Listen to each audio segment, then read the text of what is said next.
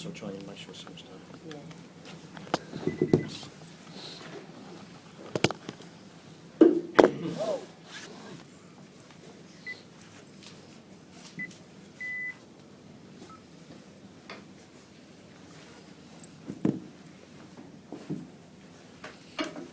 We good? Good. 2014, Cardi, how are you feeling about momentum of the game and where the guys were at? Oh, mate, I think we were only in it on the scoreboard, to be honest with you. We just we looked fatigued for pretty much most of the game, and that's how we played. I think getting back to 2014, I hoped was going to lift us and get the crowd involved and build some momentum, but it just it went. You know, they lifted and they went up another gear, and that was the difference. Feel that way in that field, no? Yeah, it did, man. Is that the 6-day turnaround, John? Or what's the overall feeling as to why the side was flat? Oh well, you know, there's no excuses. You know, there was some guys out there that played their heart out. You know, and Falloon and Carter were, you know, probably definitely our best two, probably the best two on the field. You know, for what the effort they did and the work they did, and probably the two smallest blokes out there. You know, so there's no excuse there. They played big minutes against South Sydney as well, and against a much bigger, more physical side. So if anyone was going to look fatigued, I thought it would have been those two. Was Anthony Milford the difference between the teams in the first half? Yeah, he just provides a bit of class. You know, he gets a bit of space, and he's all class. You know, he turns, you know, maybe a try scoring position into a try scoring position. How much time did you spend during the week on him, video-wise or preparing? Yeah, pretty much all of it. He was, you know, he's there. Any points they score, or majority of their points they score, come off him. You know, so there was nothing there that they did that we certainly didn't watch and weren't ready for. He was just too good. How rare is it for someone that age to be, you know, sort of controlling the game like he's in? Yeah, they come along every now and then. You know, and he's a rare talent, and he's.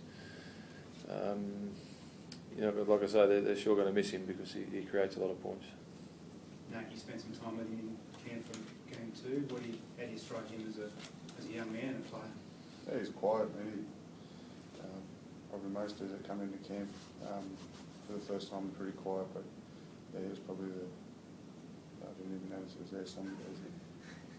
But yeah, he's just a quiet fellow, mate, and obviously you know how good he is, so yeah, he's a good dude. How does that rank Nate as a performance from an individual and an opposing team? I suppose it's hard for you to have perspective when you just walked off the field, but you got any thoughts? Best I've seen. Best you've seen? No, not really. Thought of a few others. Cardi, that makes the finals job. I know it's tough projecting straight away, but that makes the finals equation very hard. Probably 6 from your last 8. Yeah, I'd say so. You know, we thought 6 from 9 now becomes 6 from 8, so it's it's very tough. That was, you know, especially when you look at the draw, that was a winnable game, and one where you look down with 10 games to go, you sort of, you know, you put a tick against that one, so that's definitely a winnable game, and we wasted a huge opportunity. And some real tough ones in the back end. I think Seagulls, Roosters and Dogs in your last 5, so... Yeah, that'll test us, but you know we don't seem to have trouble getting up for those games. It's maybe we've got to stop looking at winnable games. Is that the most frustrating thing as a coach? You know, you go into these games, you had a massive win against Souths, an upset with the Origin blokes out, and come into a game like this and. Yeah, very hard to get your head around. You know, you just, but you know when you sit back and. I know what I'll be thinking in 3 or 4 days' time. It's just consistency at that level. You know, if you just got to play consistent every week with your effort and your preparation and all that sort of stuff. And the good sides have more blokes that do it regular. Simple as that. 6th loss in a row at home. What do you put that down to? Exactly. I guess if you knew. Oh, mate, I wish I knew. It's not. You know, it's not. It's you start to fall into thinking that there's something you're doing wrong, but you know it's.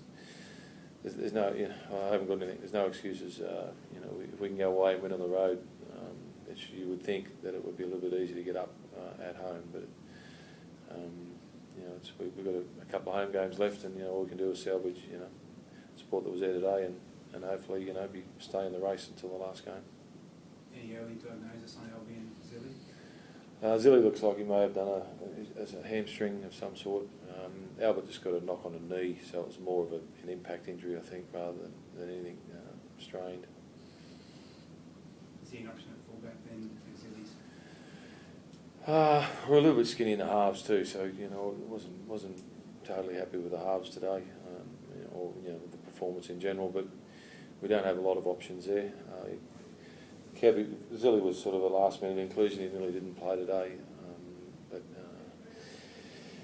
Kevy trained a bit there through the week, so we'll have a look at that a bit later in the week.